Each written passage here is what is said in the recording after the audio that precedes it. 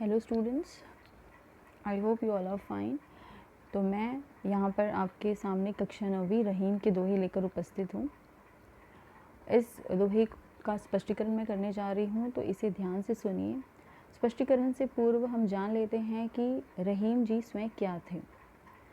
तो बच्चों, रहीम जी का पूरा नाम अब्दुल रहीम खान खाना था और इनका जन्म 17 दिसंबर को लाहौर, पाकिस्तान में हुआ था। इनकी खासियत ये थी बच्चों कि ये अकबर के 9 रत्नों में से एक थे और उनके दरबार में इनका बहुत अधिक महत्वपूर्ण स्थान था। ये उनके दरबार के हिंदी कवियों में एक बहुत महत्वपूर्ण कवि माने जाते थे। इन्हें अरबी, फ़ारसी, संस्कृत, हिंदी आदि भाषाओं का बहुत गहन अध्ययन था। इन्होंने ब्रज भाषा, पूर्वी अवधी, खड़ी बोली का उपयोग अपने काव्यों में किया है। इनकी रचनाओं में हम देखते हैं कि रत्नावली, बरवै, नायिका भेद, मट नाटक, रास, पंचाध्यायी, नगर शोभा आदि रचनाएं मिलती हैं। इनकी मृत्यु 70 वर्ष की उम्र में 1 अक्टूबर 1626 में हुई। तो इस तरह से हम अब आगे बढ़ते हैं हमारे पहले दोहे के साथ। तो पहला दोहा बच्चों कुछ इस तरह से है, ध्यान से सुनिए। रहीमन धागा प्रेम का मत तोड़ो चटकाए, टूटे से फिर ना मिले गांठ परी जाए। बच्चों, स्क्रीन पर आप देख सकते हैं कुछ कठिन शब्दों के अर्थ भी दिए हुए हैं। चटकाए अर्थात झटके से, परी जाए अर्थात पड़ जाना। तो यहाँ पर जो रहीम जी हैं वो कह रहे हैं कि प्रेम का धागा यदि एक बार टूट जाए तो वो दोबारा पहले की तरह नहीं जुड़ता। टूटे हुए धागों को बच्चों अगर हम एक गांठ बांधें और अगर हम चाहें कि उसमें फूलों की माला पिरोई जाए तो ये संभव नहीं है। तो कवि यही कह रहे हैं कि प्रेम का जो नाता जो है वो बहुत नाजुक होता है और बिना सोचे समझे इसे तोड़ देना उचित नहीं है, क्योंकि एक बार अगर ये प्रेम संबंध टूट जाते हैं तो दोबारा इनमें दरार पड़ जाती है। तो इस दोहे से हमें यही सीख मिलती है बच्चों कि जितना संभव हो हमें प्रेम से आपसी संबंध को बनाए रखना चाहिए। अब हम बढ़ते हैं हमारे दूसरे दोहे की ओर। रहीमन निज मन की बिथा, मन ही राखो गोए, सुनी अठी लह लोग सब, बाटी न लह कोई। यहाँ पे इसके शब्दों के कठिन शब्दों के अर्थ आप देख सकते हैं। निज यानी अपने, बिथा यानी दुख, राखो रखो, गोए यानी छिपाकर, अठीली इठलाना, लह यानी लेंगे, कोई मतलब कोई। ये मीनिंग को नीचे जो दी गई है आप उसे पढ़ लीजिए बच्चों। इसका अर्थ कुछ इस प्रकार से है। रहीमदास जी कहते हैं कि मनुष्य को अपने दुख को अपने तक ही सीमित रखना चाहिए। देखो बच्चों, कोई व्यक्ति किसी का दुख जानकर उसे कम कर सकता है क्या? नहीं कर सकता। तो व्यर्थ में अपने दुख को यहाँ वहाँ बताने का कोई अर्थ नहीं है। सब लोग आपके दुख को सुनते अवश्य हैं, लेकिन आपके अनुपस्थिति में वो उन्हीं चीज़ों का मजाक उड़ाते हैं, है ना। तो यहाँ पर हमें यही सीख मिली है कि अपने दुख को किसी से बांटना नहीं चाहिए, अन्यथा उसे अपने तक ही रखना चाहिए। आगे बढ़ते हैं बच्चों हम अपने दोहे नंबर 3 पर। एक साधे सब सधे, सब साधे सब जाए, रहीमन मूल ही सिंचिबो, फूले फले अघाए। तो यहाँ पर हम देखते हैं कि इस दोहे का अर्थ इस प्रकार से है कि रहीम जी कह रहे हैं कि जिस प्रकार जड़ को पानी देने से स्वतः उस पौधे के अन्य भागों में भी पानी पहुंच जाता है ना, उसी प्रकार मनुष्य को जब एक ही द्वार से जब सारी चीज़ें मिल रही हैं तो हमें अन्य मार्गों से क्यों भटकना चाहिए। यानी जब ईश्वर की आराधना करने से हमें सारी चीज़ें, हमारी सारी मनोकामनाएं पूरी हो रही है, हमारे सारे मनोरथ पूर्ण हो रहे हैं, तो हमें इधर उधर व्यर्थ में ही नहीं जाना चाहिए। अब बच्चों हम अपने चलते हैं अगले दोहे की ओर, दोहा नंबर 4।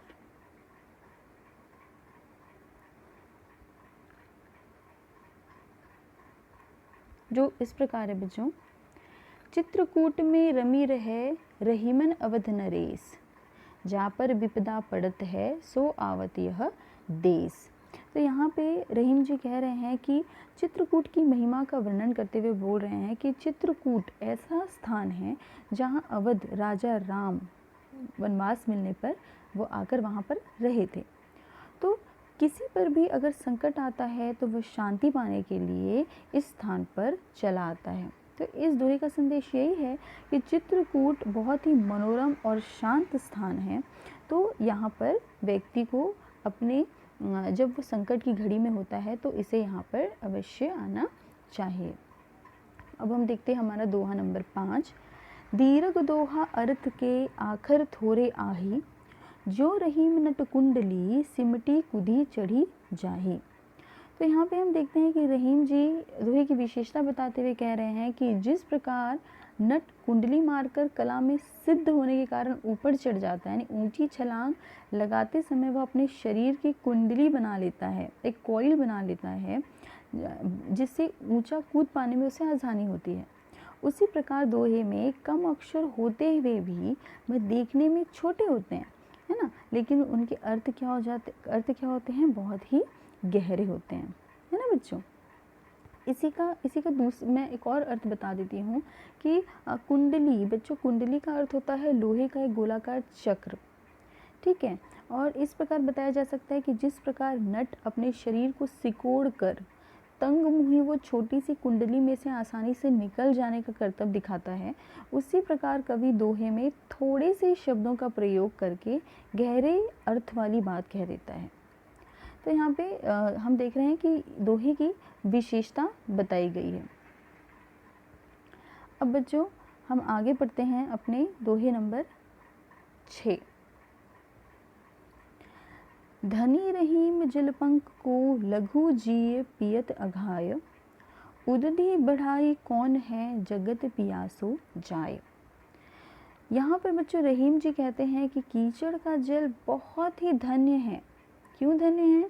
क्योंकि उसका जल पीकर छोटे मोटे कीड़े मकोड़ों की प्यास बुझ जाती है ना। परंतु सागर जो इतना विशाल होता है, जो इतना विशाल जल संग्रह करने के उपरांत भी उसको पीकर किसी की प्यास नहीं बुझती, वो जल अत्यंत खारा होता है ना। तो ऐसे विशालता का क्या लाभ, ठीक है, कि जो कीचड़ का जल पीकर लोग अपनी प्यास बुझा रहे हैं, लेकिन महासागर होने के उपरांत वो किसी के काम नहीं आ रहा है, तो उसके जीवन का क्या अर्थ। तो यहाँ पर हमें ये दोहा से यही सीख मिल रही है बच्चों की हमेशा परोपकारी व्यक्ति ही महान होता है, हमेशा परोपकार करना चाहिए। अब हम बढ़ते हम अपने अगले दोहे की ओर, दोहा नंबर 7। नाद रिझि तन देत मृग, नर धन देत समेत, ते रहीम पशु से अधिक, रीझे हूँ कुछ न देत। तो यहाँ पे बच्चों हम देख सकते हैं कि इसकी जो प्रथम पंक्ति है उसमें रहीम जी कह रहे हैं कि मृग जो है, मृग मधुर तान जब सुनता है तो वो उस पर मोहित हो जाता है और शिकारी के हाथों में स्वयं को सौंप देता है ना। और मृग का एग्जाम्पल हम दे सकते हैं, हम देखते हैं बीन की आवाज़ पे सांप को भी जो सपेरा है वो पकड़ लेता है। तो यहाँ पे मृग जो है वो जब मधुर तान सुनता है तो मोहित होकर शिकारी के हाथ में आसानी से अपने आप को सौंप देता है। इसी प्रकार से मनुष्य किसी की कला पर मुग्ध होकर अपना सब कुछ न्यौछावर कर देता है। उसी अगली पंक्ति में कहा गया है कि वे कहते हैं कि जो व्यक्ति किसी की कला पर मुग्ध होकर भी, रीझ कर भी उसे कुछ नहीं देता, वो पशु से भी हीन है। कि कम से कम पशु तो रीझने पर अपने आप को सौंप दे रहा है, निछावर कर दे रहा है, उसके पास जो है वो दे दे रहा है, किंतु वो इंसान कैसा इंसान होगा जो रीझने पर भी किसी को कुछ नहीं दे रहा है, तो वो पशु से भी गया बीता है। तो यहाँ पे बच्चों कला से प्रभावित होने पर दान करो, यहाँ पे हमें यही सीख मिल रही है। अब हम आगे बढ़ते हैं हमने अपने अगले दोहे की ओर, जिसने बोला है बिगड़ी बात बने नहीं, लाग करो किन कोय, रही मन फाटे दूध को, मथे न माखन होए। तो बच्चों यहाँ पे रहीम जी कह रहे हैं कि जिस प्रकार फटे दूध को मथने से मक्खन नहीं निकलता, उसी प्रकार यदि कोई बात बिगड़ जाती है तो वो दोबारा नहीं बन सकती। कहते हैं ना बच्चों, बीता हुआ समय वापस नहीं आता है। ऐसे फटा हुआ दूध से हम माखन नहीं निकाल सकते, वो समय निकल गया। तो यहाँ पर तो दोबारा वो चीज़ नहीं, बिगड़ी बात अगर कोई बात बिगड़ जाए तो वो दोबारा नहीं बन सकती, तो हमें उस बात को बिगड़ने ही नहीं देना चाहिए। तो बच्चों इस तरह से ही हमारे दोहा 8 हो गया। अब हम बढ़ते हैं अपने दोहे नंबर 9 की ओर। आप देख सकते हैं बच्चों स्क्रीन पर, उससे रिलेटेड आपको एक चित्र भी दिखाया गया है, उसे आप ध्यान से देखिए। रहीमन देखन बड़े को लघु न दीजिए डारी, जहाँ काम आवे सुई कहाँ करे तलवारी। रहीम जी कहते हैं कि जहाँ पर सुई का काम है वहाँ तलवार की आवश्यकता नहीं पड़ती, है ना। तो इसीलिए बड़ों की तुलना में छोटी छोटी चीज़ों की उपेक्षा नहीं करनी चाहिए। जहाँ पे सुई का काम है वो सुई करेगी, जहाँ तलवार का काम है वहाँ तलवार करेगी। तो सबका अपनी जगह अपना महत्व होता है, तो किसी को भी छोटा बड़ा नहीं समझना चाहिए। तो शिक्षा यही है बच्चों इस दोहे की, कि हर बड़ी छोटी वस्तु का अपना एक महत्व होता है। अब हम बढ़ते हैं अपने अगले दोहे की ओर, ध्यान से सुनिए।